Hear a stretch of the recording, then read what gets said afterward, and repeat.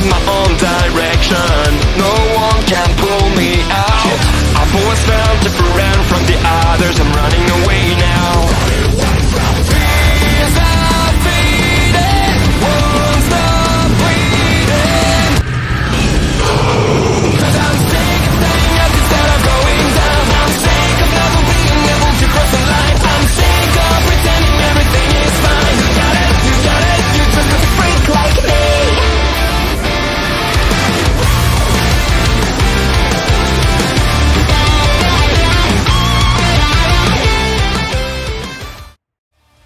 You're listening to the Max Wrestling Podcast.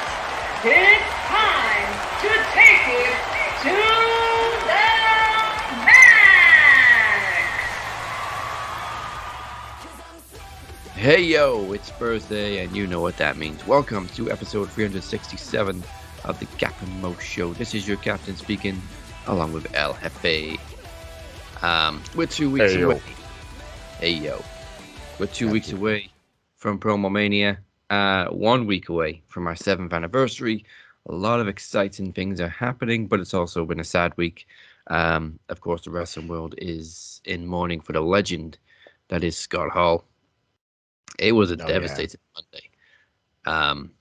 True pioneer and needle mover, the original needle mover. Scott, in my opinion, kicked off the Monday Night War the moment he appeared on Nitro. The bad guy. Bad guy. Is you know who I am, but you don't know why I'm here. I was like, yeah, I don't, but I do because it's actually like 2018, 19, and you know, but hey, that first promo was just so cocky. But it's great. It was so great because it was, you know, this is literally like, hey, wrestling fans, what's up, bro? And it's like you didn't know how to act. You know what I mean? You didn't know how to act in the crowd. You didn't know how to act at home. The announcers sold it perfectly. The other wrestlers sold it perfectly. It was a literal, absolute shock to the wrestling world. Holy crap! There's an invasion happening within itself. Yeah, the forbidden door before it was cool. Exactly.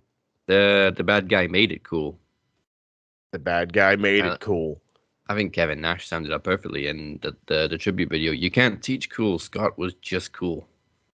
Facts. If there was ever just a cool dude. Man, it hurts. It was a rough one.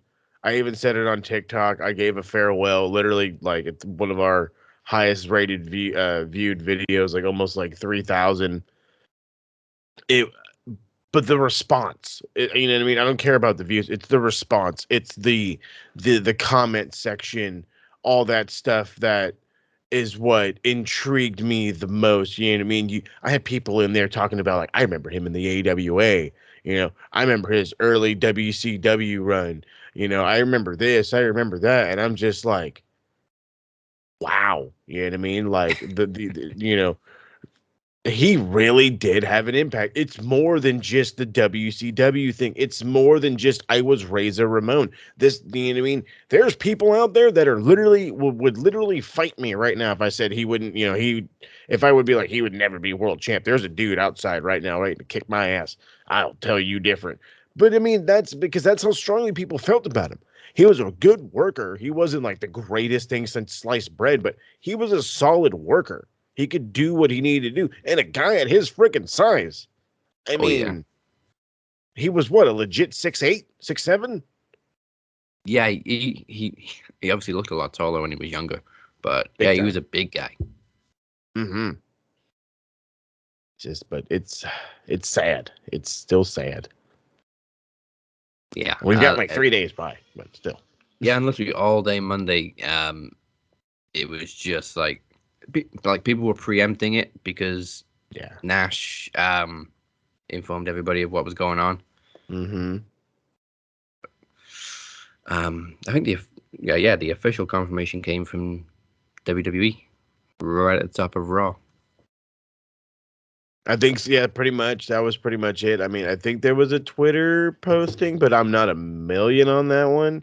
But I do remember them being like constant updates.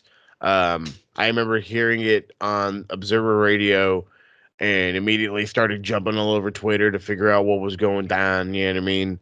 Yeah. And I was like, okay, it's official. He's actually on life support. They're just waiting to bring family in, and once they are, they're gonna unfortunately pull the plug. And the guy, we were hoping for a miracle. We were all praying for a miracle, and unfortunately, that miracle didn't come. But the guy had heart issues before, so Yeah, well, he's had many issues before. many, unfortunately, living a rough life. That guy. Oh yeah, but man, he battled through them, That he did. He battled through the demons. and obviously his presence is going to be felt. I mean, there's so many people that we don't realize that he inspired. Like so many of today's wrestlers look like were literally inspired by him. Britt Baker, of course, last night with the attire. Oh yeah, the Razor Ramon drip. That's one of many Razor Ramon attire tributes that I've seen over the past few years. Oh yeah, she was a big Razor fan. Big Razor fan.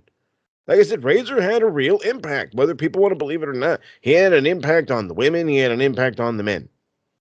He had an impact. He impacted some kind of women in some other kind of ways. It seems more so on the women. Well, how can you not like the bad guy? I mean, the ladies love it.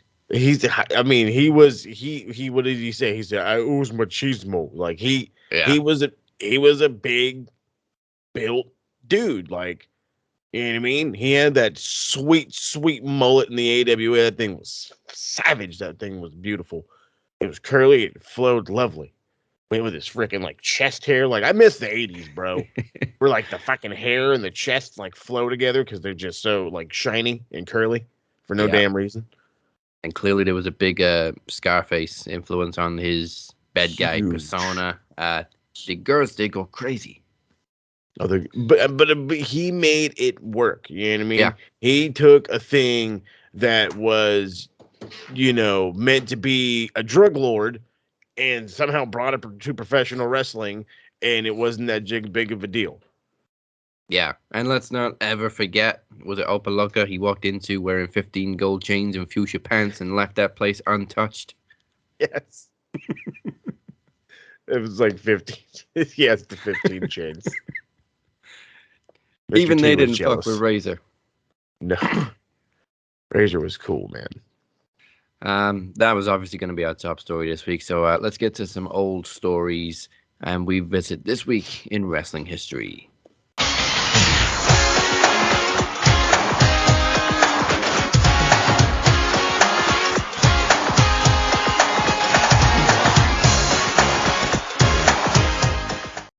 There's a lot of history this week. Oh, yeah. So March 11th, 1993, Sting won the WCW World Championship for the second time, defeating Big Van Vader at a house show in London.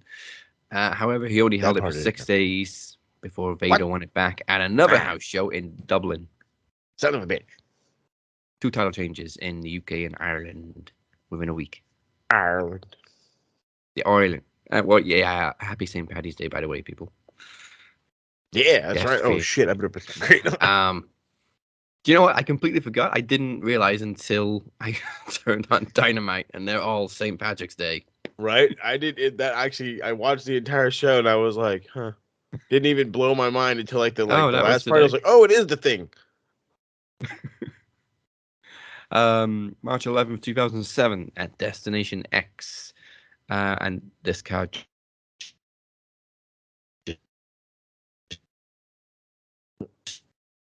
in a ghetto brawl. James Storm and Jackie Moore defeated Petey Williams and Gail Kim in a double bull rope match. Chris Sabin defended the X Division title against Jerry Lynn in a 2 out of 3 falls match. Wow. Rhino defeated AJ Styles in an Elevation X match. I don't know if many people remember that. That was when they had a giant metal X over the ring. Oh, I was about to say, pretty much fought on top of it. Okay. I don't. I think the object was to throw your opponent off it. I can't remember, but I know they fought on top of the X. That sounds. It was like TNA's scaffold match.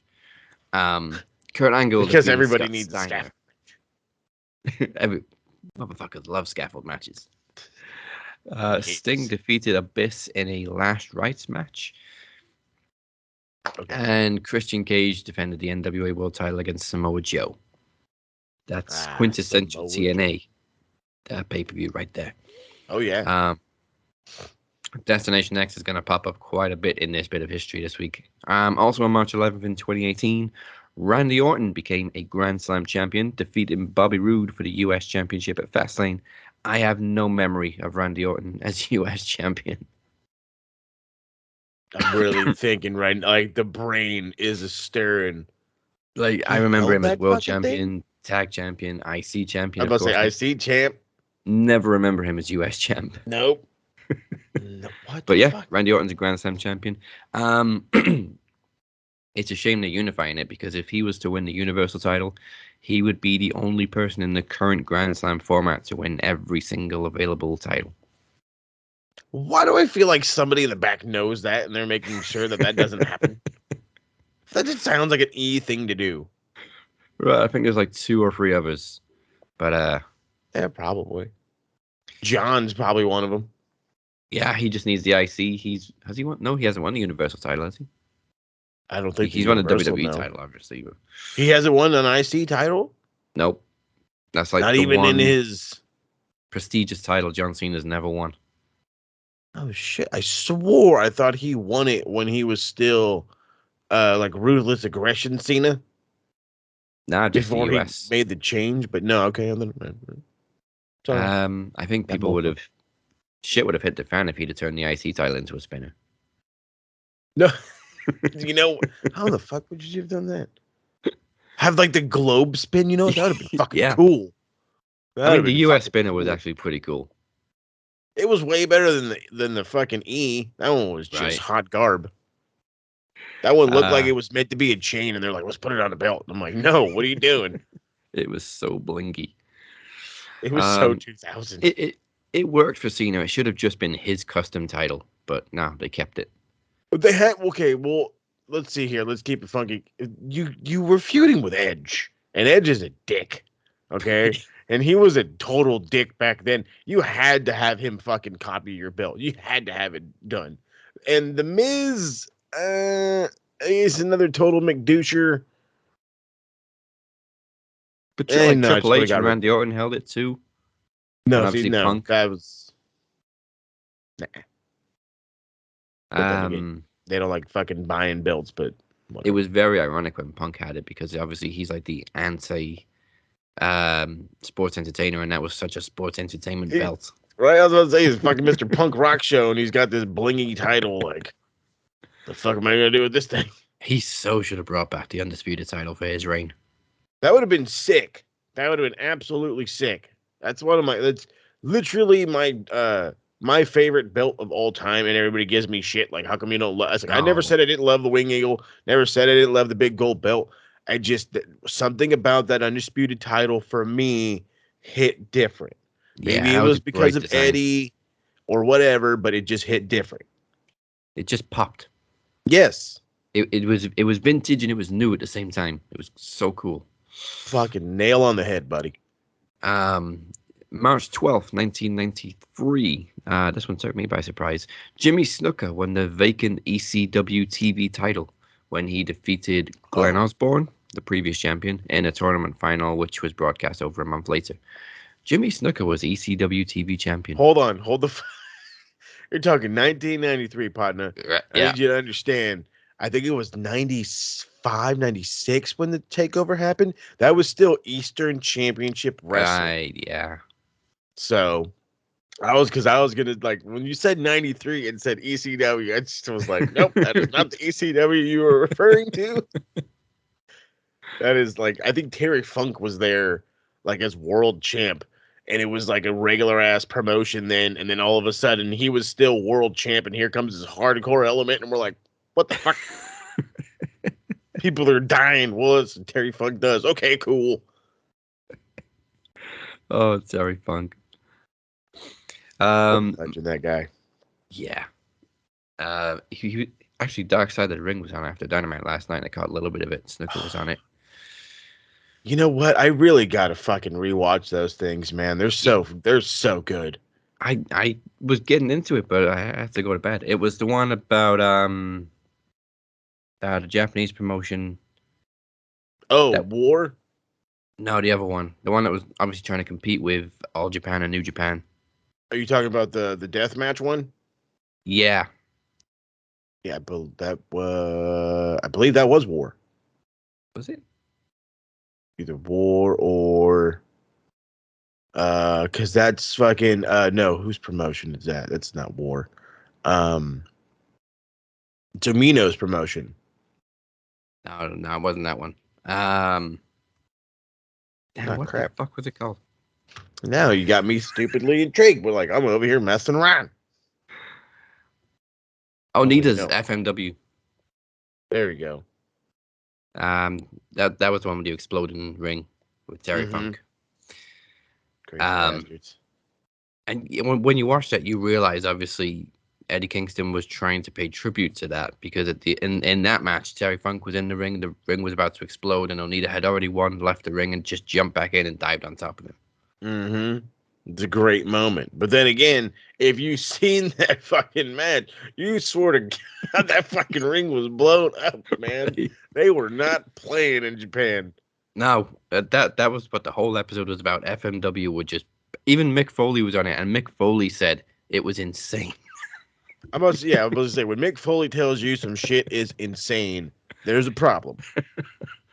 This guy missing Also, an ear, by the way. yeah, among other things, Like half his mind. few teeth, a couple of bits of skin. March 12th, 2004. I bet you half of you people didn't know this tag team existed. I guarantee you Moses did.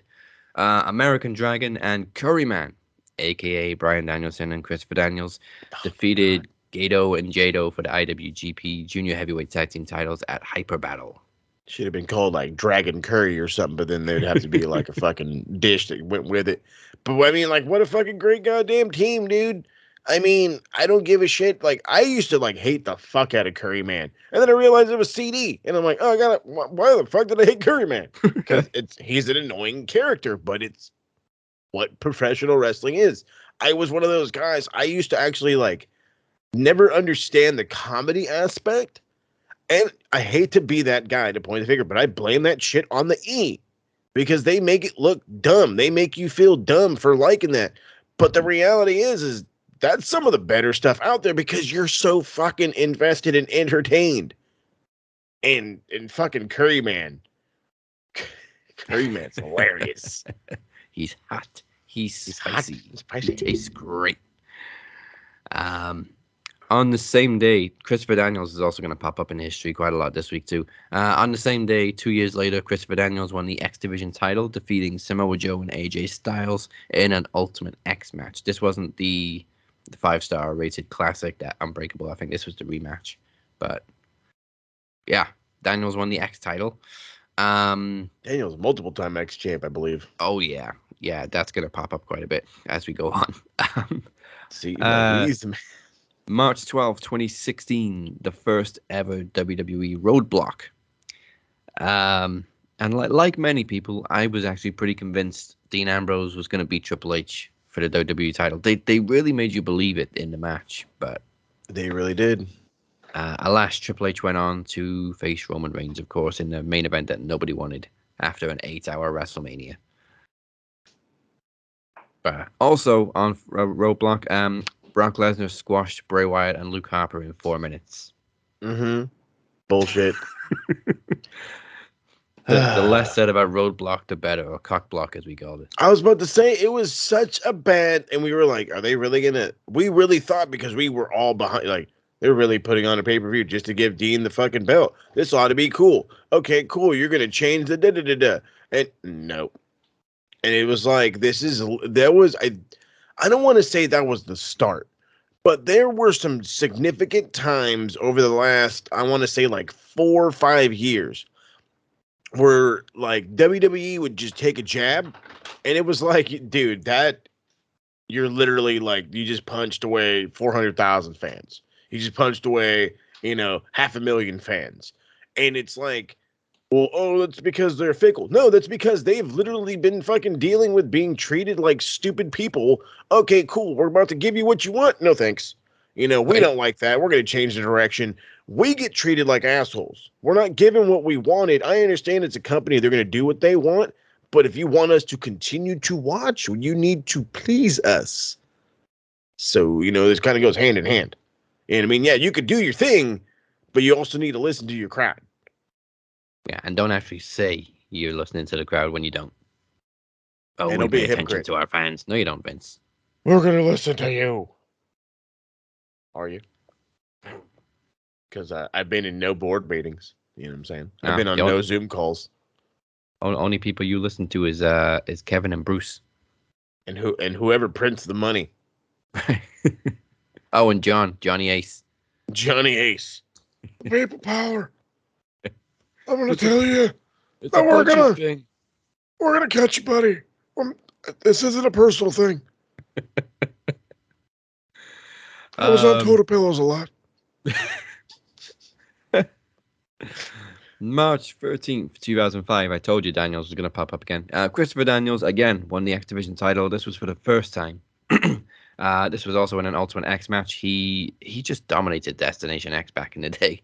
Daniels defeated AJ Styles, Ron Killings, a.k.a. R-Truth, and his former teammate Elix Skipper. I think this was around the time I discovered TNA, and I remember Daniels was the X Division champion at the time. And it was my introduction to him, and he instantly just drew me in with his Fallen Angel gimmick. I'm about to say he is a guy that would immediately bring anybody in. His gimmick is like, it makes you question things like, what the fuck are you doing? Like, what is your gimmick? I don't understand it. And then you watch him wrestle and you're like, I'm intrigued. Yeah, I think mid 2000s was like Daniel's prime. He was a great heel. He was, yeah, he really was. Like, I didn't catch a lot of his TNA run, but when you catch highlights of it, and that's what I always tell everybody. Like, a lot of these times, like, when I watch, like, NXT, I watch highlights, and if it's so, like, in drawing on the highlight, I got to go back and watch it.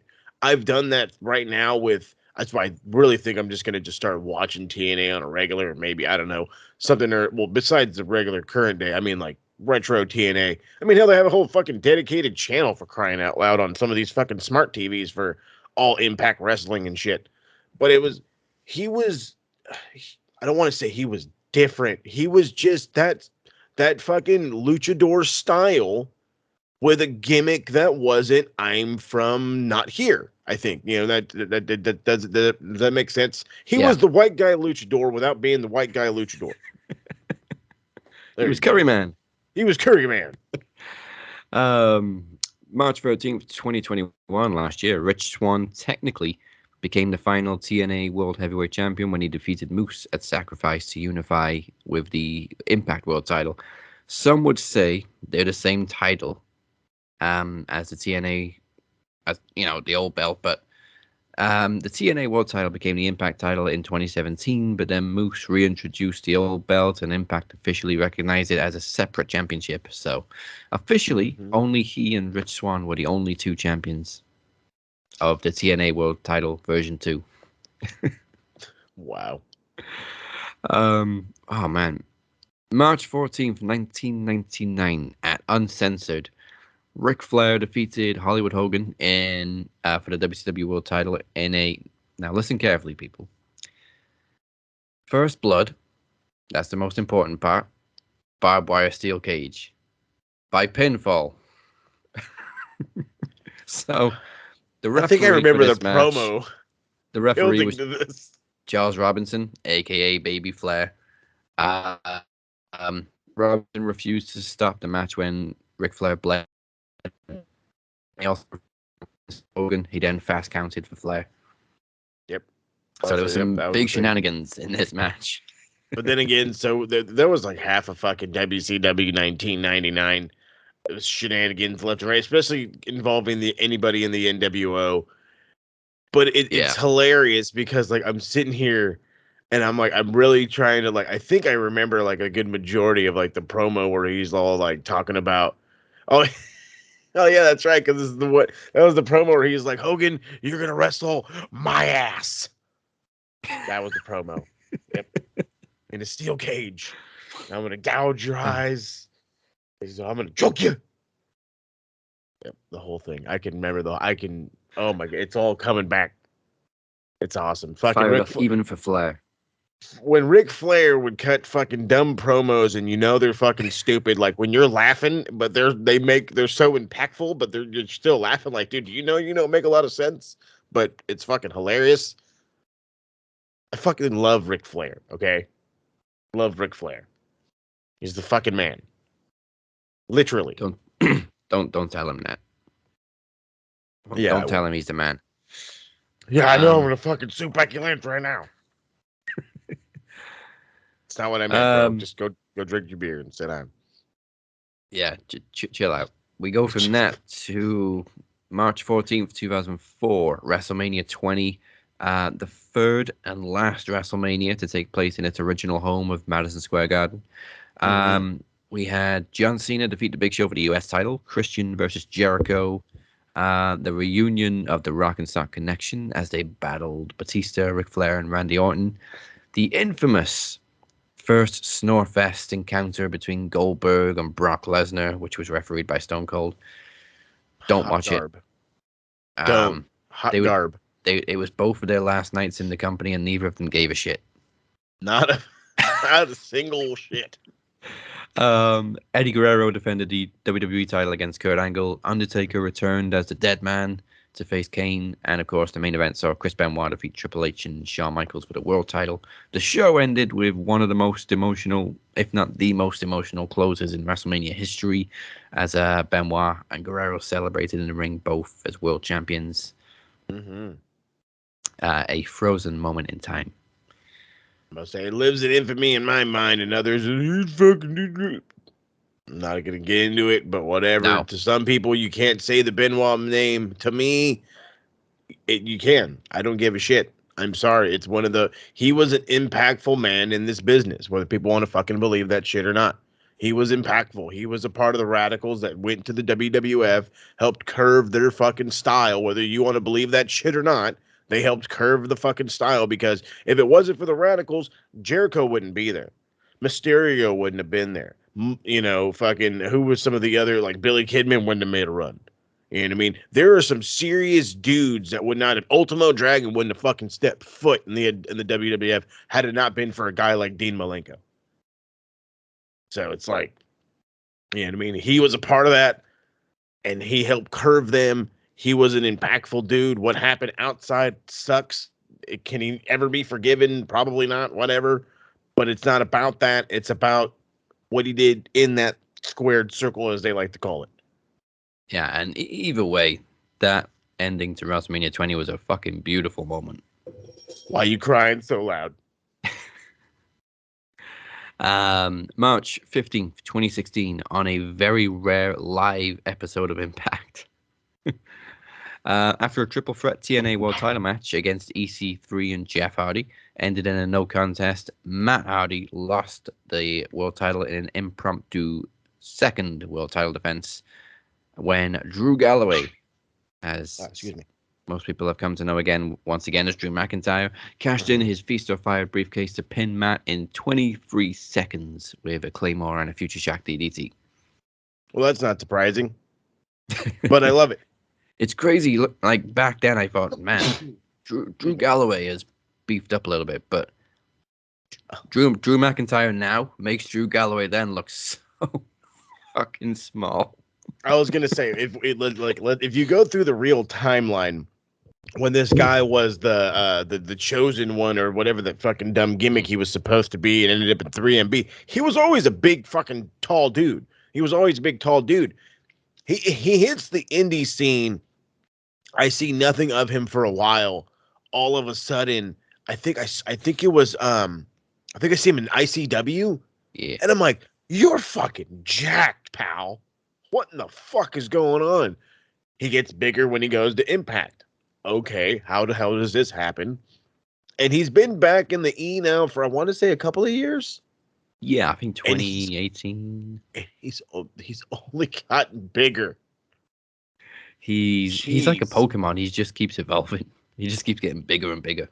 He's gonna like walk up to Brock one day and be like, "What's up, bro?" And Brock's gonna be like, "You know what? I'm too old for this shit. I'm gonna go back to my farm. I'm gonna go hang out and fucking just chill and buy. He says he's got like 500 acres. Yeah. What the fuck? He just goes and hunts and fucking hangs 500 acres. Jesus. Finally, last bit of history. On this day in 2002, it was WrestleMania 18. Another solid card. Rob Van Dam, William Regal for the IC title. DDP won the European title from Christian. Oh no, he defended the European title against Christian. The hardcore title was defended all fucking night. I don't miss that belt. Kurt Angle defeated Kane. Undertaker, I believe this was his 10th WrestleMania win against Ric Flair. Edge, Booker T. Man, Scott Hall's final WrestleMania match appearance against Stone Cold. Yeah, With the stunner that went to the moon. Like his sell, like as much as people love the way The Rock would sell the stunner, that 2 or 3 times he ever sold the stunner, where he literally just bends over and fucking like a spring and just jumps backwards. It's the greatest. It's the fucking greatest.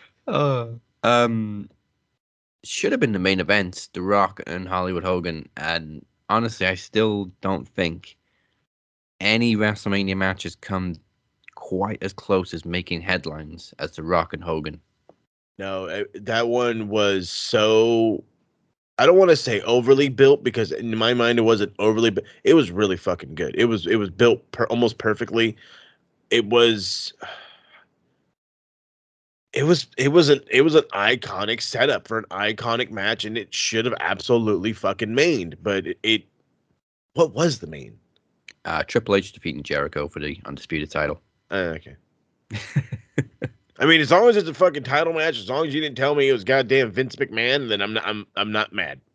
Yeah, I was like, I was like really trying to remember. But every time I think of, and I hate that I do this, when I think of WrestleMania's pre-20, the first like 3 that come to my mind is always 13, 14, and 10. And I remember 17 because I think we reviewed it on Retro. And then like 18's always a blank. And I think 19's always a blank. So I'm like, what the fuck? But then you're telling me of goddamn like Rob Van Dam, and I'm like, dude, yep, that was like fucking prime time, dude. Yeah. I always think of 15 because it was my first WrestleMania.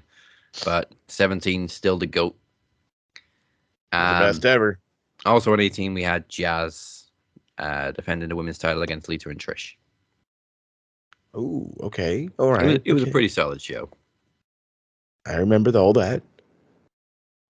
So finally, birthdays this week. Kenta turned 41. Reggie turned 29. Matt Jackson turned 37. Santino Marella turned 48.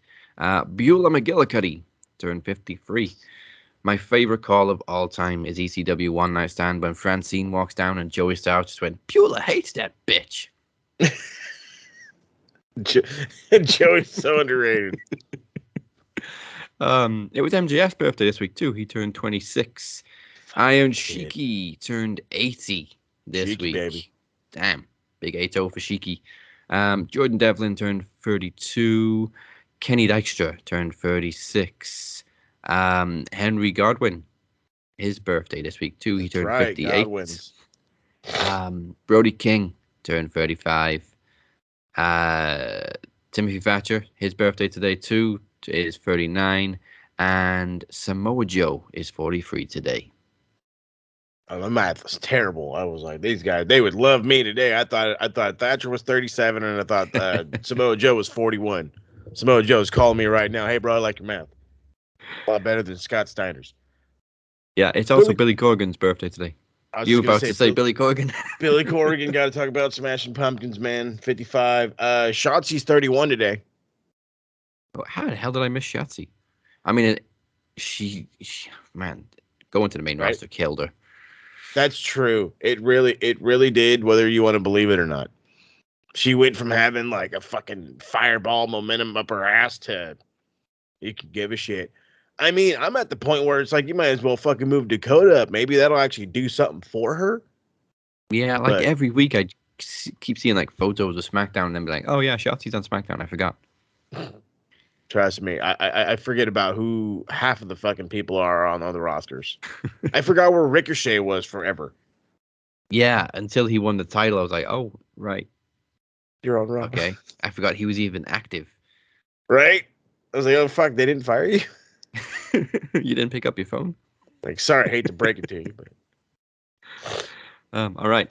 That is this week's history and birthdays. Now let's find out what shit marks have been saying. It is shit marks say. bastards. Can you believe the shit these marks say? Names have been changed to protect their stupidity.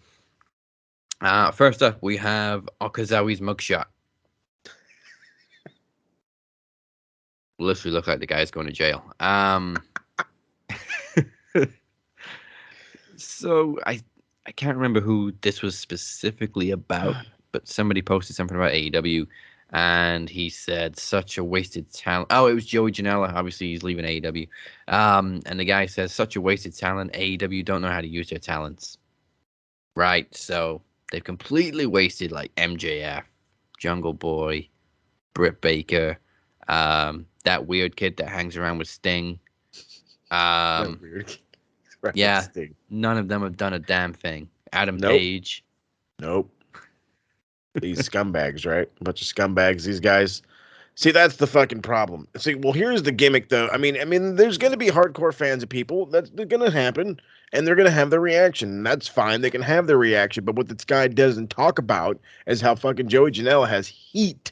So much goddamn heat in that backstage locker room for being an unsafe worker. He is a dude that fucking busted somebody's orbital socket. I believe on a dark match. So it's like, if you're willing to go out there and stiff a dude on a dark match, like, what the fuck are you going to do on television? He's been known to hurt people before, and he's already given that whole, well, I guess it's better if I leave shit. And it's like, well, at this point, yeah. But I mean, it's also not, did they not do anything with him? No. I mean, he was one of the fucking first storylines there was with him and Penelope Ford. Yeah. So, I mean, that was a big thing for a while. Then did they fall off? Yeah, that's what happens. You push a guy. If he doesn't hit, I'm sorry, you go to the back burner. It happens in the E too. It sucks. But this is how you find out who's going to get over. Who's going to be your big star. If they kept pushing Joey Janela, instead of like Sammy Guevara, where would Sammy be right now? Would he be a Fuego del Sol? Would he be, like a Danny Garcia? He's a great young up-and-comer, but we still have to build him after 2 years. Sometimes it just doesn't work for dudes, and if you understand the business, you get it. Like, I'm not the biggest fan of Joey Janela. I'm not the biggest fan. But this dude also owns his own promotion. I think he's going to be fine. He was probably, if you really want to be a dick, he was probably kept on because of the pandemic. I don't want motherfuckers to lose money because TK is a kindful person. Yeah.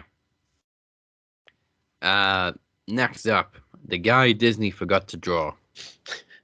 That was good. I like that. So somebody tweeted that he told his friend at work that Jeff had just joined Matt in AEW, and this friend had not watched wrestling in 5 years, and he did a double take, and then he caught up on Dynamite and everything, and Revolution. Mm-hmm. So the guy Disney forgot to draw replied, if he hasn't watched wrestling in 5 years, how did he know what AEW was? Because he's literally just told him that Jeff's in AEW. That's and it's called, type in A-E. Oh, hey, there's a thing. Like, are you... this is the thing that kills me. You tell somebody, hey, this happened on this thing. They go look up this thing, and they're like, well, he doesn't know. I told him what to fucking look up, Hammer. Like, are you... I get it, bro. You type Jeff Hardy, it'll say Jeff Hardy is signed with All Elite Wrestling. I get it. Like, you're awfully thick in the head, but geez, bro. Does not take rocket science. Does not. Yeah, you do not need to be a rocket surgeon. Oh man, finally we have a great conversation between Chris Bro, Dylan Bro, Jim Bro, and Not Bro. Bro. You'll understand why. So, Chris Bro says, Bro, Impact was literally built on the back of indie wrestlers. Not Bro says, AJ Styles wasn't performing in high school gyms, he was performing on WCW Nitro. Dylan Bro says, Bro, I saw AJ Styles in a high school gym, are you kidding me? Not Bro says, good for you, but he got his start on WCW Nitro. Maybe y'all don't know him as y'all think you do. Finally, Jim Bro, his message has disappeared a little bit. I can't even see it. But he basically said, wait a minute, actually it's on here. Let me take a look. There we go. Cut off my transcript, why don't you? You sons of bitches. Jim Bro replied, no, he got his start in NWA Wildside, which was a southern indie where he worked tiny venues. Not a bad thing, bro. So there was a lot of bros in that conversation, considering they were all arguing with each other. I wonder if they're all Vince Russo fans. Like, look at here, bro. I seen him in a high school gym, bro. I know it was a high school gym, bro, because I seen two people skipping class, bro. And I was like, yo, bro, you need to get back to class, bro.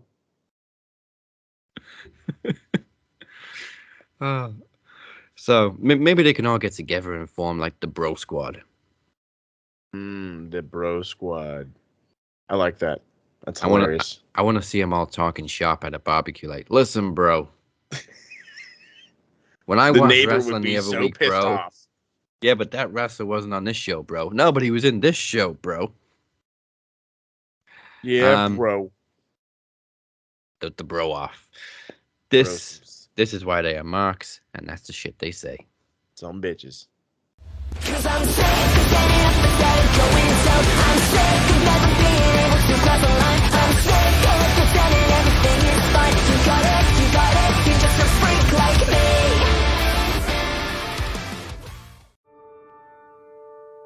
Probably the most successful night any one person has ever had on Max Wrestling.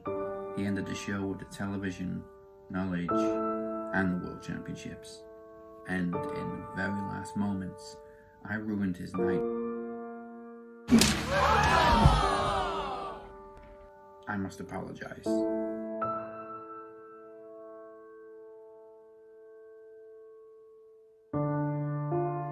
For not doing it sooner. I've been dropping hints for 6 months, if not longer. And Phoenix, keep your eyes open, because I haven't forgot about you either. And as for you, Phoenix, I told you I haven't forgotten about you. Our paths will cross again soon, when you least expect it. I have plenty of unfinished business. In the shape, you'll have his night. And you never saw it coming. You took my world title, a title that was created for me by burning the shape alive at PromoMania last year. It seems that some people never learn. The captain finally wants his title in a rematch of last year. You honestly think I didn't notice the spoilers? The seeds have been planted all year like infinity stones spread across the whole galaxy, and you missed every single one.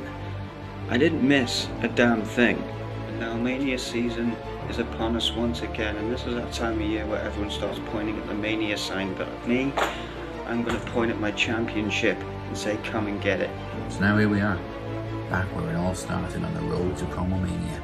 We've come full circle, 1 year on, except this time, you're not facing the shape. There's not going to be any smoke and mirrors or magic tricks. You're facing a human being, skin and bone. Last year you took the fight to the shape domain. This year, I'm bringing you the fight in the real world, where all that matters is who's the toughest son of a... I need to issue an apology myself for not finishing the job last year. I didn't need the demon to burn the shape last year, I'm sure as hell not going to need it to defeat the captain. PromoMania 7 for the Match Wrestling World Championship.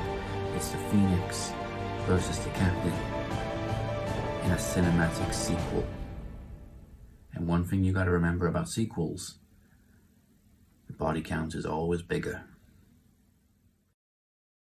Cause I'm sick of standing up beside it going south. I'm sick of never being able to cross the line. I'm sick of pretending everything is fine. You got it, you're just a freak like me.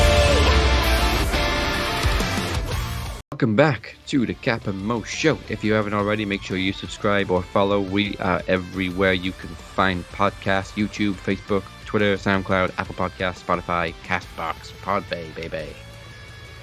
That's right. Hit that fucking red button right now. Do it. Don't even think about it. Just do it. Just do it. Like I said, we are 2 weeks away from PromoMania. PromoMania 7 is, of course, the biggest match wrestling event of the year. Last week, I announced a few more guests that we're going to have on the show.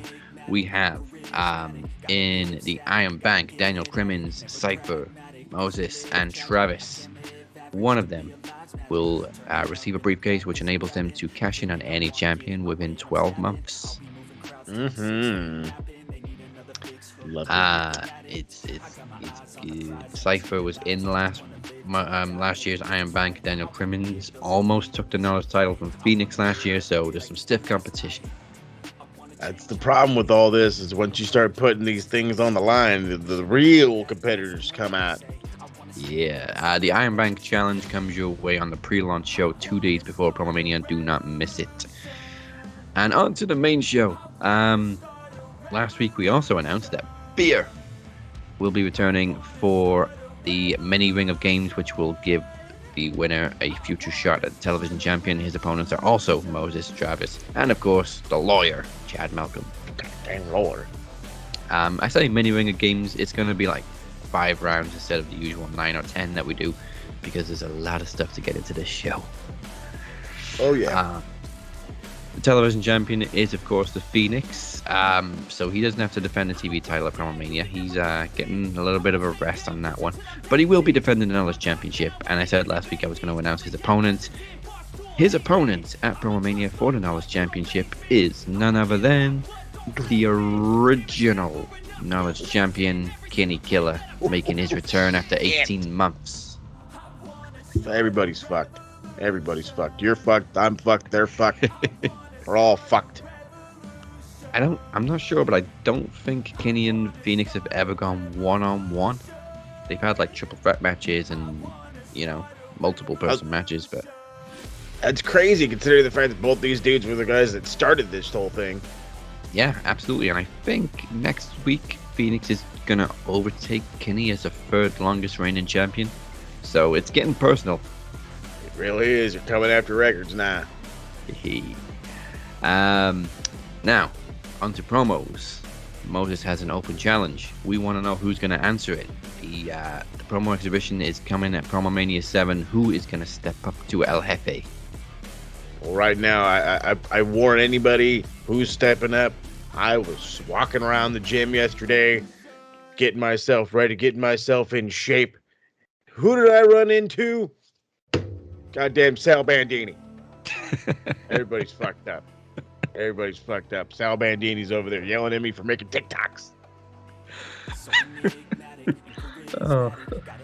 It's gonna be good. It's gonna be good. I really hope people get that reference. If you don't, you just look that fucking name. Just look up. It won't. You know what? It won't come up as nothing. It won't come up as nothing. Just start rewatching all these shows. You'll get it. Yeah. Crush my butterfinger, baby.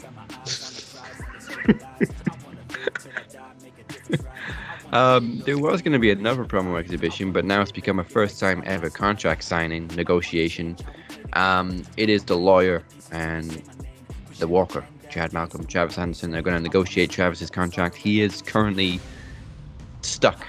He's attached to the lawyer. Can he break free of his greasy grip? For legal and safety reasons, I will be monitoring this, hoping nobody gets hurt, because we all know how contract signings go. Hoping nobody goes through a table. Jeez. And of course, your main event for the Max Wrestling World Championship is a cinematic sequel. It is the Captain versus the Phoenix, a rematch from last year's cinematic showdown. All I can say is it might get a little bit more violent this year. About time.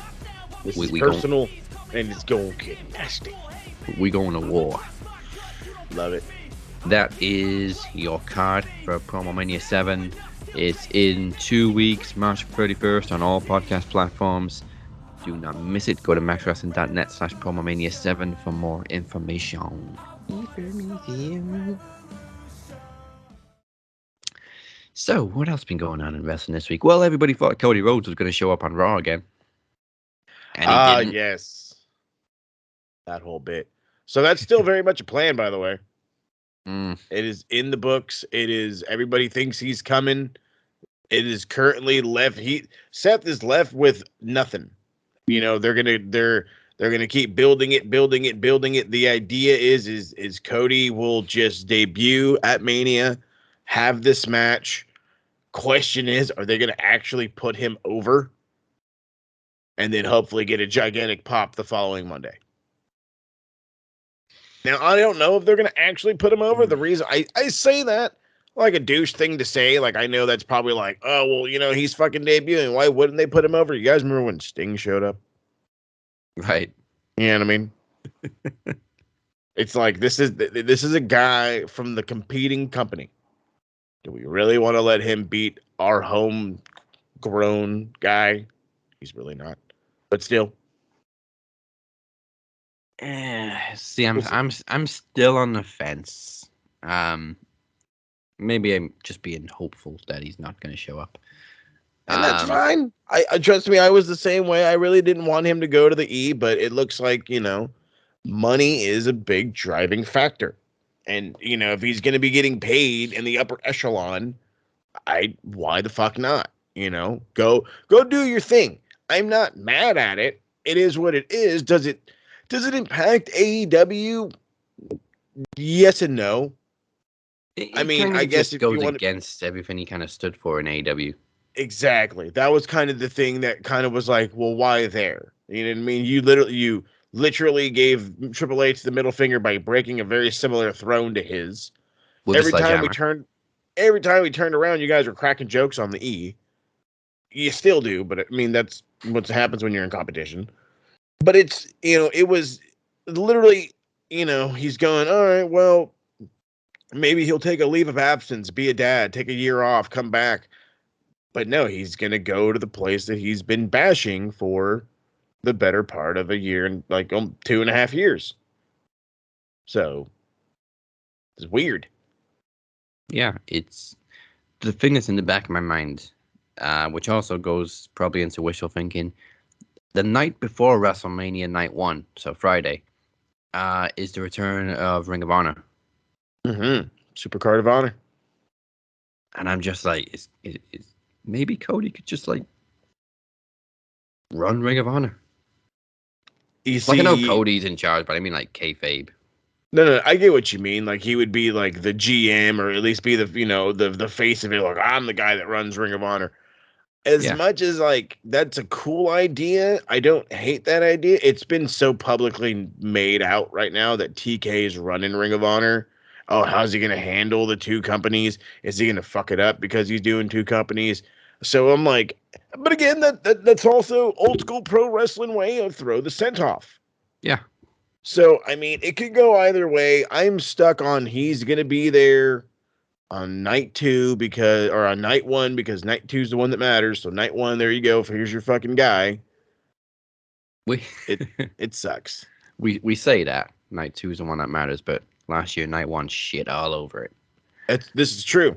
This is 100% true. It's sometimes hard to fucking run 2 shows though, especially when they're fucking like 5 hours long. And I'm like, don't get me wrong, dude. Fucking TK does 5-hour shows every fucking time we do a pay-per-view. But that's literally like the worst match you'll get is like a 3.5-er. Yeah. And they're given time, and I don't have to sit through fucking dumb video packages. So, like, yeah, my 5 hours was all wrestling, so I was hella entertained. Am I tired? Yeah, but I'm also kind of drunk. And entertained. Entertained. Very. Obviously, they're planning something for Seth Rollins. Yeah. And not, the most likely thing is Cody Rhodes, but like it could just be, I don't know, like a legend shows up in the same way as Stone Cold and Kevin Owens, like a legendary Texan, Shawn Michaels, Undertaker. But that was just the dumbest segment, though, on Raw. He's just like, I got an idea. We'll have a match. And I'm like, "Oh, so you're going to take his idea? You're going to challenge him for a match and take his idea? Yeah, but it's a good idea. And fucking Kevin's like, but it's my idea. But I came up with it. And I'm like, you guys are kids. This is like teenager shit. Yeah, I actually watched a little bit of Raw this week. I wasn't excited to see Cody show up. I was just like, shit, is he really going to show up? Yeah, Motherfucker, you. About Curiosity. the curiosity absolutely got the better of a lot of people, me included, man. It's been like months since I've literally sat down and watched Raw, and I was like, this is hot garbage. Because like it got to the segment where Rollins was being interviewed, so they were building up to something, and then obviously he knew he was going to go to the ring, so he went to the ring and it did that segment with Kevin. So I thought, okay, if he's going to show up, it's going to be now. And then they announced the match as the main event, so I'm like, nah, fuck this, I'm out. Yeah, me too. And then I had to be like, so what happened at the end? Nothing happened at the end. Like, but I knew exactly what they were doing now. They were stringing you along. They were sucking you in, and then they were like, oh, but you got to wait another hour. No, I'm not watching the whole show. I know what you're doing. Wait another week. Like, fuck you, man. You're not going to trick me like that. Trick me into watching the whole fucking show. Yeah, I'm not watching your crappy show. It's not happening. Meanwhile, I did notice we have a random tag team of Liv Morgan and Rhea Ripley. Random as it is the greatest thing that the internet has ever seen. Because apparently Liv has like been just like, I don't know. Liv is still over, and people don't fucking want to talk about it. I don't know, because she's been buried, I guess, whatever. But she's over, and I like it, and I like this team. Is it super impromptu?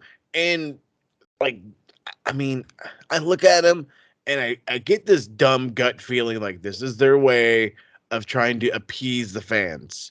Here, we know how much you really like both of them. Maybe we'll give them the women's tag titles that we don't give a shit about anyway. So here you go. They're champions. Now shut the fuck up. They clearly just don't know what to do with Rhea Ripley. No, they do not. Like, she has this very unique style and look, and they're just like, what do we do with her? Is she a face? Is she a heel? Is she a singles wrestler? Is she a tag team wrestler? Is she what in the fuck is she? She's an enigma.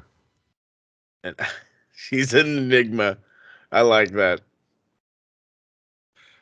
So let's get to AEW last night. It opened with a great 6-man tag, which saw Adam Cole, baby, get the win. But I think the match also highlighted just what a great fucking unit Red Dragon are. This match was pay-per-view quality. 4.5 or about, I think I gave it a 4.25. Just watching this, I was absolutely in love with it. Hangman is I love what he's doing right now, but this whole thing revolved around Jurassic Express. And Jungle Boy is the hot guy right now. And he's so hot that they had to pin him, which is fine. I don't care.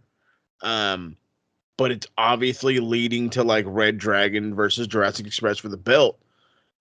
But my question is does this mean we're going to get a whole lot of chicanery, since it was Adam Cole that helped, get the win over him, or he was the guy that actually got the win over Jungle Boy?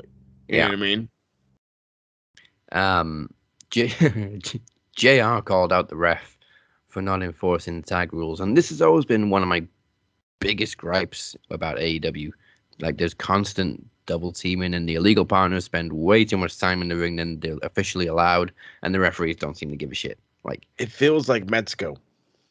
I know you got to get your shit in and your spots in, but even though it's kayfabe, there's still rules that we're meant to have in tag matches, and nobody follows them. You know, but then again, they do it in Japan. But yeah, no, I'm like, no, yeah, it needs to be a little bit more on the structured side. It is, yeah, it is a little bit too much. Let's go out there and do whatever the fuck we want and get over it. It's like, that's cool. You know what I mean? If I'm But like at an indie show, it's I need almost a like you little, may as well just make every tag match a tornado. yeah, there you go. Then just call them all tornado tags. I don't give a fuck. Literally adding a word would make everything worth its while, because you're then telling us we get it. Like You don't need tags. You don't need tags. And then the great thing about it is, because FTR is the only one that uses it, that, you know, like, this is how, you know, we're such tag team technicians and follow the rules. This is why we won. I can already see that being like the thing, because they're going face. Oh, fucking TK, bro. Come on, man.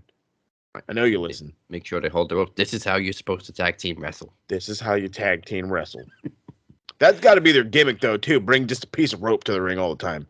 Yeah. This is our tag rope. I think when they first came to AEW, they did make a big thing about classic tag team rules, and you have to hold the tag rope. And yeah, remember they said it got put in their contract. Yeah. Meanwhile, can Keith Lee and Hobbs just fucking fight already? Yeah, please. It's almost like they're just flirting backstage every week, and then in comes Ricky Starks. Every single time I see these guys in a room, I literally hear Big E in my ear going, "Big meaty man slapping meat." Every time, big meaty man slapping meat. Yeah, Big E, of course, also making headlines this week with his broken neck. Really, really hope nothing changes, because as far as I know, it's not going to take any surgery or anything. It's just going to, like... Well, what I'm hearing, this has not been confirmed, so all this is all rumor and speculations. But what I've heard is, like, yeah, he was it was C1 and C6 are fractured. C1, however, is such a vital part of your spine that if it was dislodged and there was no dislodgement, there was no displacement of his, but if that was maybe dislodged or displaced, he could have easily been paralyzed or a lot worse. Yeah. So, you know, there's that whole thing. But I am hearing small rumblings that there are certain doctors that are already saying he will never wrestle again. Yeah, I heard that too. And I haven't heard anything else as far as, like, from big sources, from any of these gigantic names. This is all, like, you know, random small websites. I don't like to take those things as, like, for sure. You know what I mean? I'd rather hear it from a name, but putting that out there, you know, it needs to be talked about. There's a very much a possibility that this dude is done. A near 300-pounder landing on his neck is no joke. And I've already seen guys go around and you know, and try to defend Ridge Holland. And, you know, I have no ill will towards Ridge Holland. I don't. I've seen plenty of videos of him go up to dudes and hit this move with stupendous, you know, trajectory and guys landing perfect. But how many of those videos I've seen of a dude be like 5'9", 5'10", damn near 300 pounds where he does that? Not a one. And and as Taz says beautifully, might I add, it's never been about strength. It's about technique. And by watching this replay as many times as I have, and trust me, it's fucking sickening, as a former amateur wrestler, his hand placement and the way he didn't, like, lower at his hips, that's what fucked him up. He just wrenched him over. He just locked on and said, "We're going up, bud." And no, sometimes you need to put your own arch into it. Guys can't roll. So you need to make sure your technique is on point. Just because you're strong and you can huck a dude who's 200 pounds, no problem, doesn't mean it's going to work with a guy that's got 85 on it and probably, you know, it's mostly lower body, or actually upper body at this point. That massive man. Yeah, there was just, like, no momentum on the suplex. It was just like deadlift. And it was terrible. So, I mean, is Ridge Holland beating himself up? Yeah. Does he deserve a whole lot of extra criticism? I say chew him out once and then leave it alone. Yeah, You know what I mean? Get it off your chest, and then it's over. Mistakes happen. Obviously, he's chewing himself out. I mean, he went straight to the hospital to visit Big E the next day, I think. First off, I don't understand how fucking Big E is so goddamn positive. My neck is broke. Hey guys, power of what's positivity. happening? Son of a bitch. I need some of that in my life. I don't want to like connect it or anything and say it's a recurring issue, but I mean, Rich did injure himself like almost immediately after his debut. Yep. I think it may have been a little too soon to call him up. I said this when he got called up. He was not ready to be called up. He was a guy that was super green, but he could do cool stuff. That's great. Hey, you want to know of another guy that I used to see all the time be super green and do cool stuff? Ready for this name? This is going to shock the world. Peter Dune. I used to see this guy my man, Butch. I used to see this guy all the fucking time in goddamn that WCCW, the YouTube promotion. Yeah. Whatever the fuck it's called. What is it? Defy now or Defiance or whatever the fuck it's called now. Yeah. And I used to watch him there, and I was like, this guy does a lot of cool moves, but you could see he's still like in the learning process. He's, he doesn't want to do too much because he's still learning. Now I look at him and I'm like, everything you've learned is literally flourished. He does all of his moveset. Granted, your name sucks, but I don't give a shit about that right now. It's just, it's guys get green, and some guys need time to develop. So, and Ridge was not the guy to develop. And anybody out there defending the whole, they changed their names because look, let me put it to you on this and why fucking fans like me and Daz right here are fucking pissed off over name changes, okay? Because the guy's been in your company for fucking 3 fucking years. He got over in your company for 3 years as Pete Dunne. He's come out in the fucking Royal Rumble as Pete Dunne. He's like, why would you you act like we haven't seen this guy? Like, that's the thing. That's the thing that kills me. You act like we haven't seen him, and I hate to do this, and I hate to fucking write storylines for fucking the E, but here we go. If fucking he showed up and fucking like Sheamus put his arm around him, was like, we fucking add Pete Dunne to the thing, to the click or whatever, and just have like Rich Holland be like, I thought his name was Butch. And he's like, well, what are you talking about? And then like they like talk about a dumb story, and they're like, all right, well, fuck it, your name's Butch. Like, that would make way more sense than just have this guy debut and he's Butch. And it's like, no, it's not, because that's Pete Dunne. I swear to God it is. I've seen it before. Come up with a dumbass story of why he has this fucking name. Give me a reason for why you're giving him a fucking name change other than, well, I have to remake his merch. No, give me a fucking storyline, dumb shit fucking reason. Again, if I'm a guy who's willing to accept stupid comedy wrestling, that according to some people, a guy that's extra tiny, likes to put his hands in his pockets, can't be entertaining, then just give me a dumb storyline of why you're changing this guy's fucking name. It's not that goddamn hard. If the Iron Sheik was in development and you fucking brought him up to go against Hulk Hogan, would you make him the fucking Bronze Sheik so you can change and make his merch better? No, you'd use the fucking name he got over with before. Did you change Finn Balor's name when he came up from NXT? No. Shinsuke? No. Fucking Samoa Joe? Kevin Owens? I could fucking keep going. There's a shit ton of fucking dudes. Why would you do it? What is the fucking point? You're like, what are you gonna do? You're gonna make a shirt that says Butch on it? I mean, he's not even Butch. He's a pretty small guy. Exactly. He's the small scrapper dude. The worst thing about I think the worst thing for both of us and everybody is about these name changes. It's not just that they're changing a name that they got over with. It's that they're changing it to something stupid. Yes. Butch. A one-name simplicity Gunther. of bullcrap. Oh, yeah. Why? Gunther. If you're going to change your name, okay, I guess it makes sense for copyright reasons or whatever. You want to own their name, but why are you naming them something stupid? Why a one-worded dumb name? I mean, here, and this is a terrible example.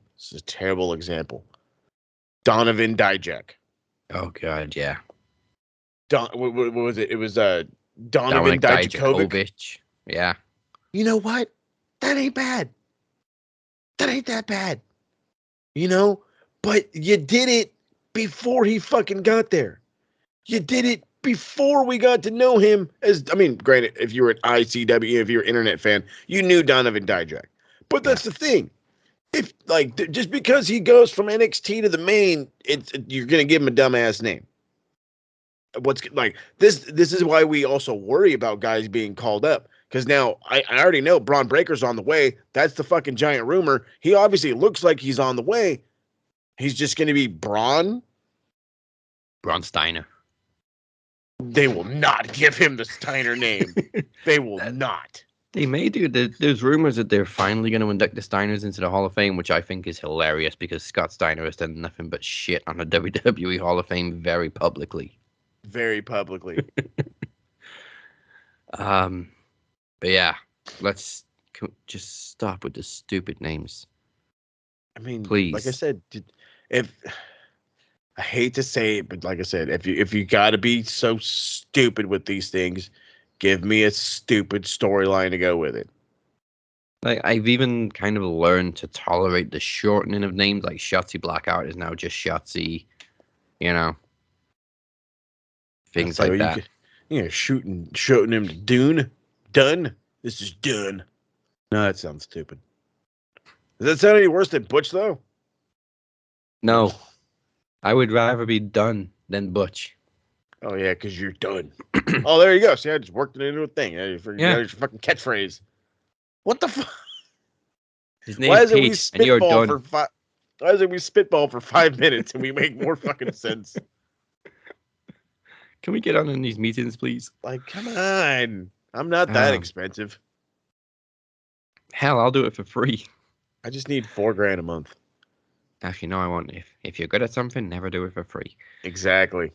Meanwhile, back in AEW, William Regal on commentary is amazing. William Regal bitch slapping people and smiling is amazing. William Regal standing side by side with Danielson and Moxley is amazing. William Regal is amazing. William Regal is amazing, plain and simple. He's been a breath of fresh air. And I loved his description of Danhausen to Excalibur. Pray tell, Master Man, who is this demon waif? He's like, oh, that's Danhausen, and he's a little bit nice and he's a little bit evil. All right.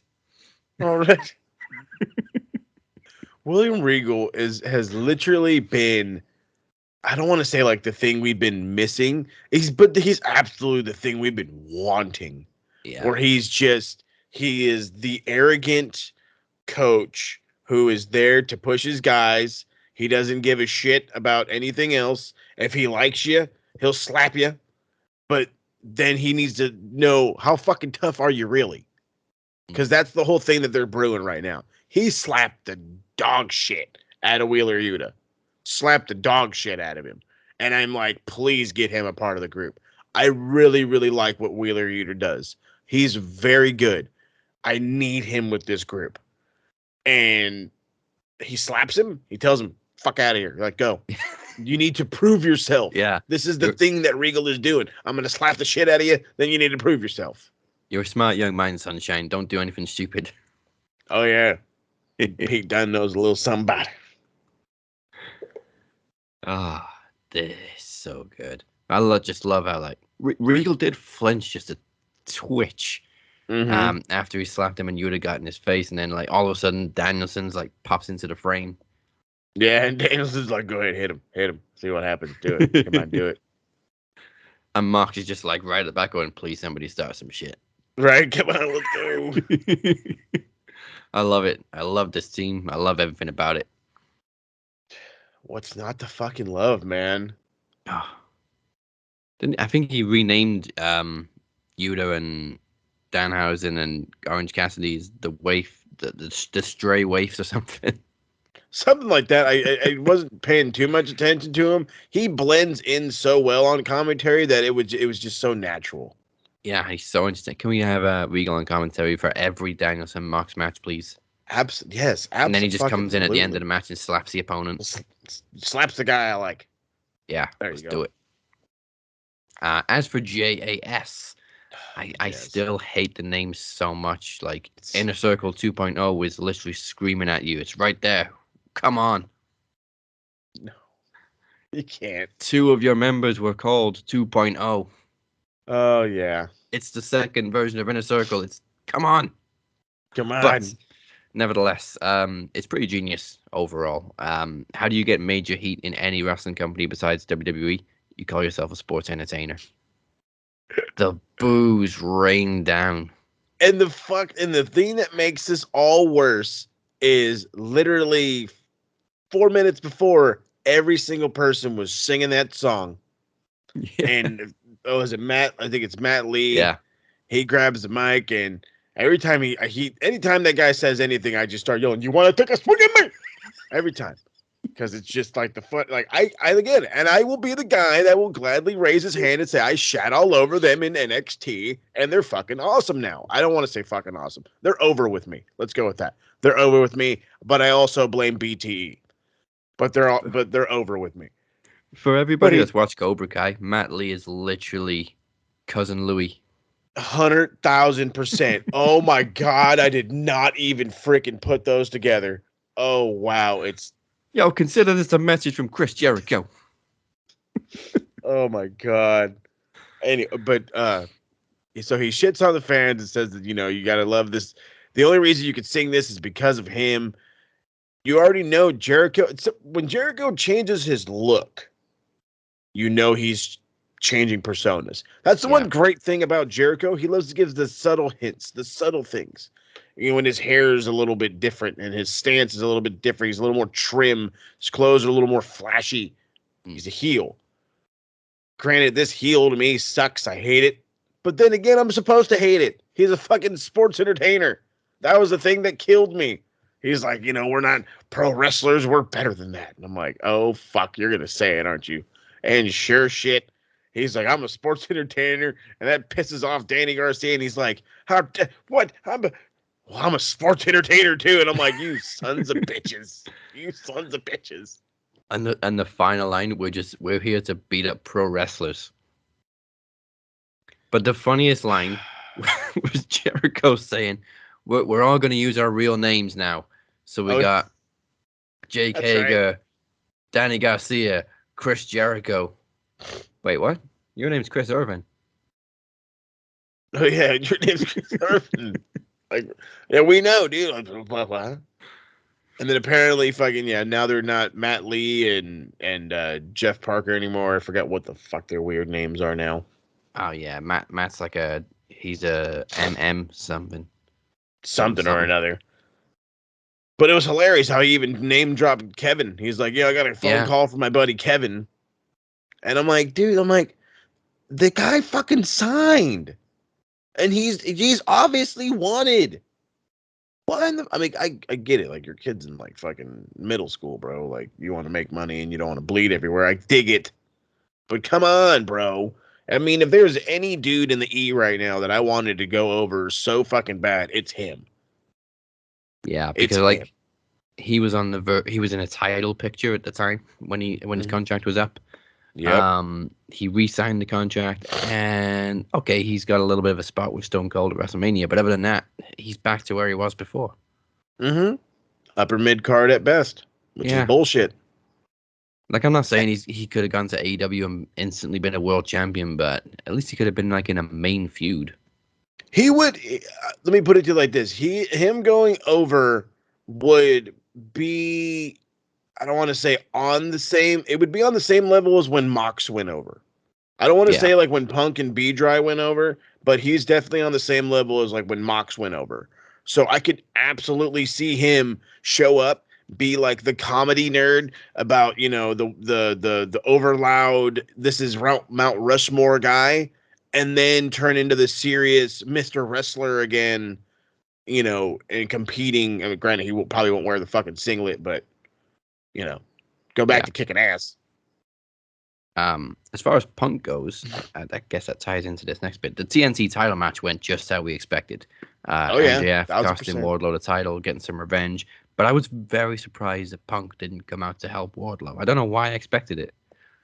Kind I of guess with just you like on that. returning the favor. But my only explanation is, I guess he's completely done with the MJF feud now, and this is between MJF and Wardlow. But it was surprising that Punk wasn't on the show at all.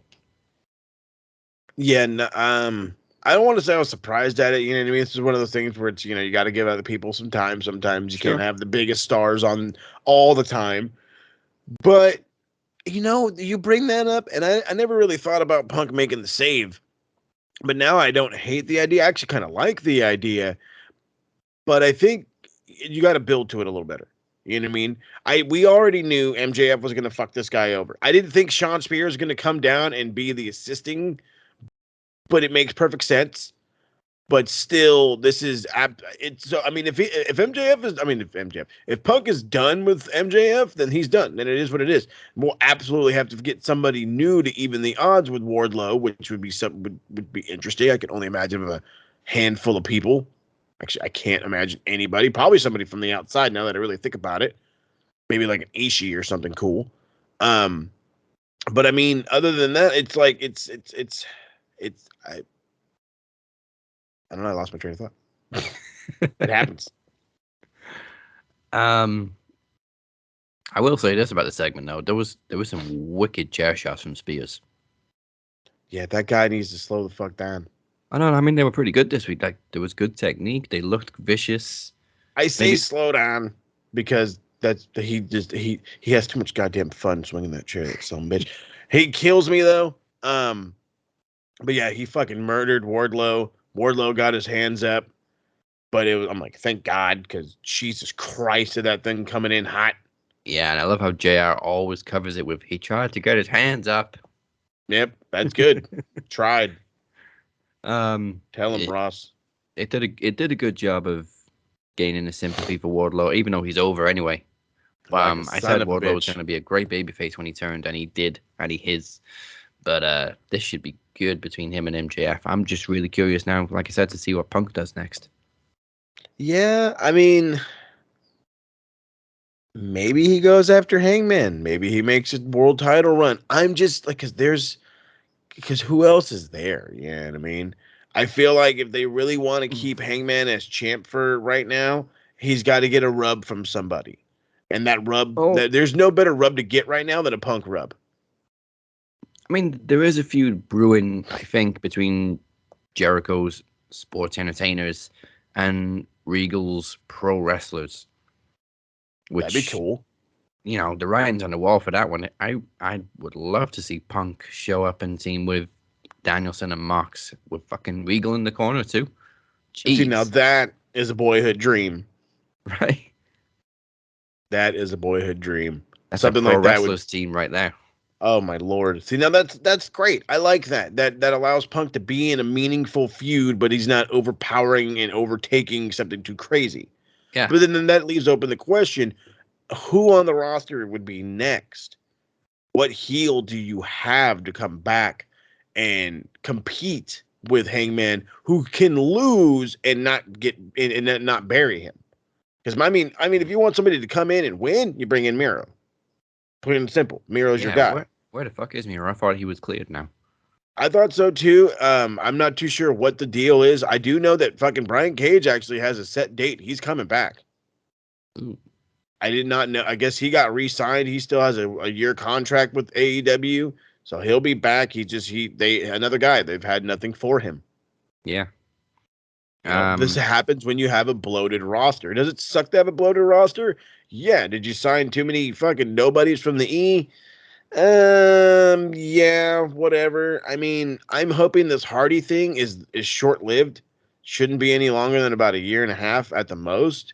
You know what I mean? Let him go up against, FTR, against the Bucks, get your tag team feuds out of the way, and bye-bye. Because honestly, Jeff looked like shit tonight.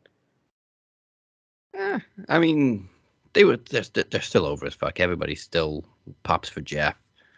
Blame nostalgia.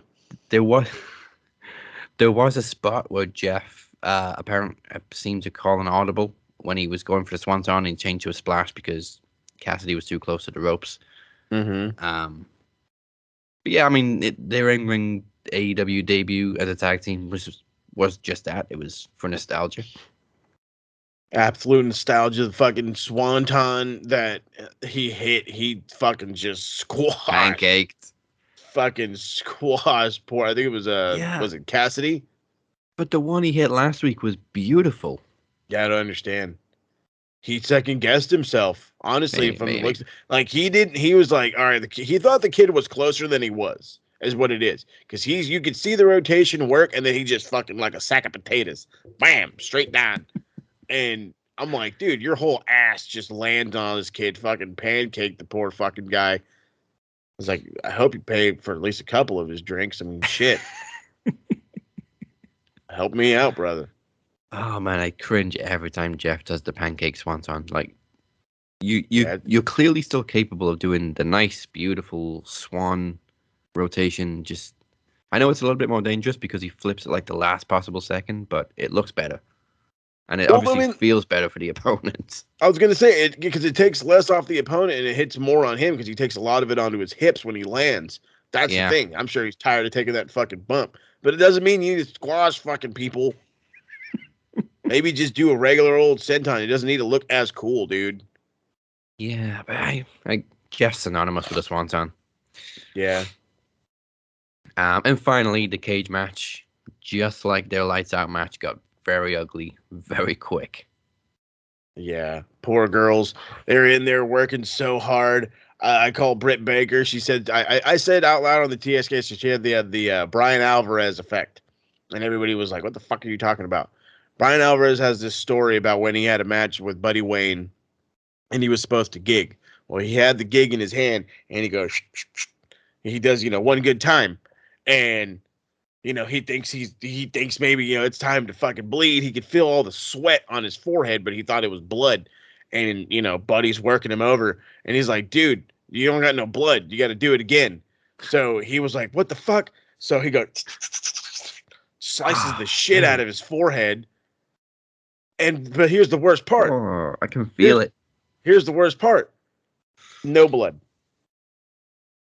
Hey, you ever just fucking scratch the shit out of your forehead for fucking nothing? Same thing happened to Britt Baker. Her first fucking gig, she like barely did it. There's like a couple of scratches and like this little trickle of blood. And Thunder Rosa has to fucking just work her ass over to get this thing to fucking bleed, poor girl. I'm like, man. But she was running like a damn faucet. That fucking entrance was awesome. The all-female mariachi band. Yeah. No disrespect to them ladies, but only the one girl on the end with the violin. She was the only one that looked like a fan. She was hype, boys. She was hype. The rest of them were like, all right, can we go now? I'm tired. I got to cook some dinner. You know what I mean? She was like, fuck yeah, go whip her ass. And I'm like, all right, here we go, baby. I don't like this wrestling stuff. I don't like this wrestling nonsense. But it was good. You think it was better than the lights out match? No. No, by no means. Not at all. But apparently they have some real heat with each other. At least that's the story right now. There was Britt was not selling. I don't know what the fuck her deal is right now. Maybe she is having beef with her, but it was like she no sell. That bump she took on the fucking like chair nonsense where her fucking back just went, it was gnarly looking. She knows she's fucking was up 9 seconds later, 10 seconds later. And I'm like, what the fuck, dude? You can't sell that a little bit? She gets knocked into the thumbtacks. She's not selling that. And I'm like, what is the deal? Fucking whamming fucking Thunder Rosa with a chair. And I'm like, you're really no-selling a lot of shit right now. Like, this heat thing is making me think that this is fucking for real. Y'all really do got heat with each other. Could also be maybe there was a little bit of time constraint because it was a TV match, not a pay-per-view match. I can think of that too, yeah. I don't know. It is what it is. They brought the thumbtacks in. Thunder Rosa gets the win. The right person won. You could tell that chemistry's gone. Yeah. Excuse me. And I will say that these thumbtacks, this is remember, I've said that it's time to critique. Thumbtacks, you're overdone. Especially in AEW right now. Anybody that has any kind of a hardcore match is pulling out thumbtacks. If you want to make this thing any more kind of relevant as a use, you need to start making it wacky. Somebody needs to bring in the Legos. As JR said again, why do we need thumbtacks? Because the truth. Like, there's no point of this shit. JR don't like thumbtacks. Who the fuck would? But yeah, absolutely right person won. It was time for Rosa. I mean, it was pretty clear she was going to win anyway. Yeah. It was a very nice touch with Dustin coming out. Very unexpected. Super unexpected. But you could also tell it meant a lot to her because this has been building for like literally 364 days because it was a year ago today they had the Lights Out match. Yes, sir. It's awesome, though. I mean, that's the great thing about AEW. They are willing to put an end to a story. And they're willing to make you wait for it. Yeah, because they ain't rushing it to 3 fucking pay-per-views a month. No, because there's no point of rushing a meaningful story. No. Long-term storytelling. Overall, I mean, good episode. There was a lot of things set up for the future. Oh, yeah. And, of course, this was a conclusion to a long-term story, so it's looking good. So we now go towards Double or Nothing in May. Yes, sir. The TSK will be represented in Vegas, by the by. You all going to Double or Nothing? I'm not going to Double. There's not for sure, but as of right now, I'm not going to Double or Nothing. Harold, his beautiful wife Brianna, and probably Paulette should be going. There's a possibility Emir and Teddy are going, but for sure TSK is going hella strong when Dynamite comes to the LA Forum in June. Well, we're gonna go to that one. That one's gonna be intriguing. We're gonna vlog the shit out of it. I'm somehow, and I don't know how the fuck I'm gonna do this, I'm somehow gonna take that Wednesday, Thursday off, enjoy myself going to Dynamite, and then what I'm gonna do after that is somehow figure out how to afford another ticket to go to the Ontario show for Rampage, and figure out how to fucking get into LA after getting to LA on less than 2 hours of traffic. But then again, the show doesn't start till 7, so. Crazy shit. All right. You have hinted at it. So let's find out who this week's Geek of the Week is. Play the music. Pencil neck geek, gritty freak, scum-sucking peahead with a lousy physique. He's a one-man, no-cut, losing streak. Nothing but a pencil neck geek. Pencil neck geek. All right, so my geeks, I'm just gonna say wrestler of the week. My geeks of the week, because there's gonna be a bunch of them. Shockingly, they're not pros. Shockingly, they're not on your television set. However, you've seen them all the time. And I'm talking about half, and I do mean a good chunk of half, of these fucking wrestling community TikTok nerds.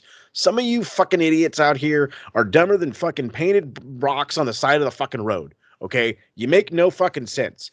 There are dudes out there that are bitching about Ring of Honor being bought for $44 million. $44 million gets you a tape library that goes back to fucking, I think, 2002?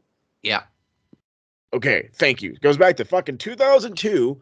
Will more than likely include a full tape library of PWG and a full library of AEW. For $44 million, that is the investment he made. He could turn around and sell all three of those integers, those entities, as I should say, to a streaming site, aka HBO Max.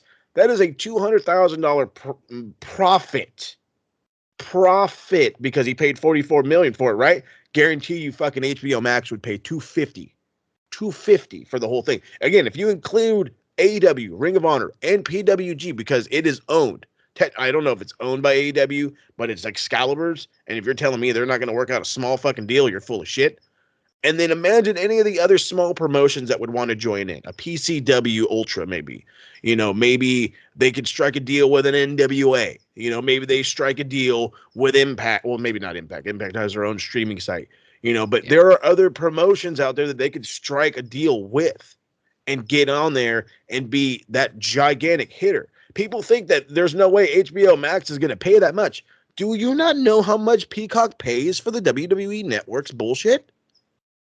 Somewhere around like $350 million, if I'm not mistaken. And that's just because they're going to, or no, hold on. I'm sorry. I think it's $250 right now, but they're going to have to buy it again. I think it's next year, and it's going to cost more. Yeah. So again, if you think, and that's, oh, well, they've been around forever and the content is more, who's got the bigger fan base right now? WWE. Who's got the more in-demand fan base? Who's making big pay-per-view money? AEW. Who's got the guys who are clamoring for a fucking streaming service? The AEW fans. The guys that are willing to watch the Ring of Honor, the PWGs, the the PCWs, the fucking GCW shows. You know what I mean? We're willing to watch these indie shows, and he's gonna fucking put a library up on there. So this $44 million investment is a drop in the hat for what is to come and be gigantic profits. And people are like, oh, it's gonna take 3-4 years. Baby, it's a one phone call away. It's a phone call away. He can make the money today. He can make it tomorrow. He can make it on Saturday. He can make it at the beach. He can make it while doing a couple lines of coke. It doesn't matter. He can make it whenever. So y'all got to shut the fuck up on that. And then lastly, I have to tie into it. This guy has been getting fucking ripped apart. I'm not gonna say your fucking name. I just gotta say that this fucking racism shit, you cannot. I don't give a fuck who you don't like.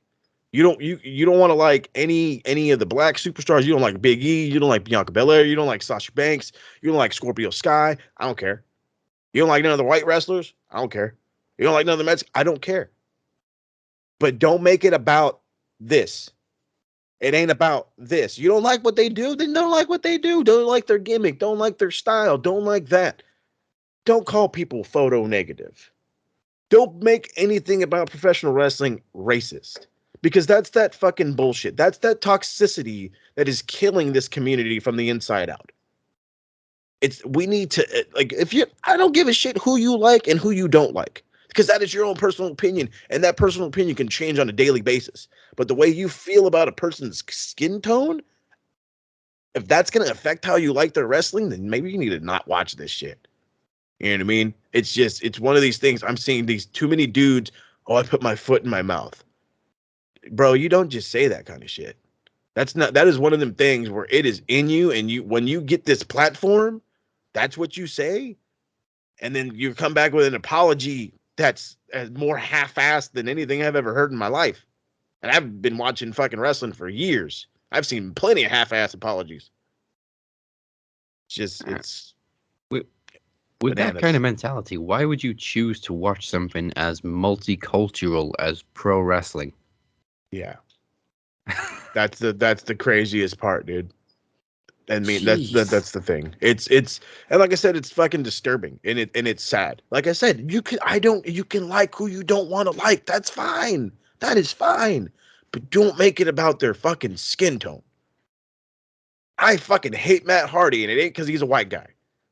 It's because he sucks and he's overdone, and Jeff is just like him, and I have my reasons for not liking people. And if you don't agree with that, then hey, let's have it out. Let's talk it out. Maybe I can see some of yours, I can see some of mine. But if I fucking walk up and say, oh, I'm sick and tired of fucking these goddamn white fellas taking over this professional wrestling, that makes me look stupid.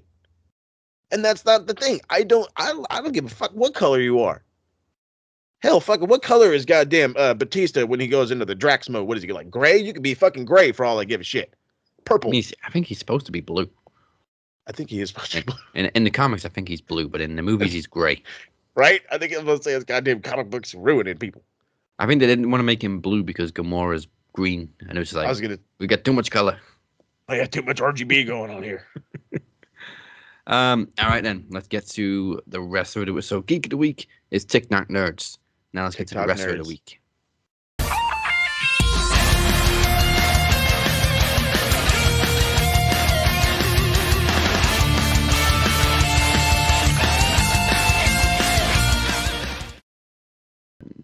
I'm going to make it short and sweet because it's very easy this week based on last night's main event and finally winning the gold. This week's rest of the week is Thunder Rosa. Yes, sir. For obvious reasons. I mean, that girl goes out and kills herself in every fucking main event match. Every single one of them, dude.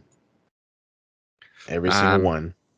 So, congratulations, Thunder Rosa, once again on becoming the AEW Women's World Champion. I kind of like to think that they changed the belt design to suit her because it is a very, Mexican promotion type design.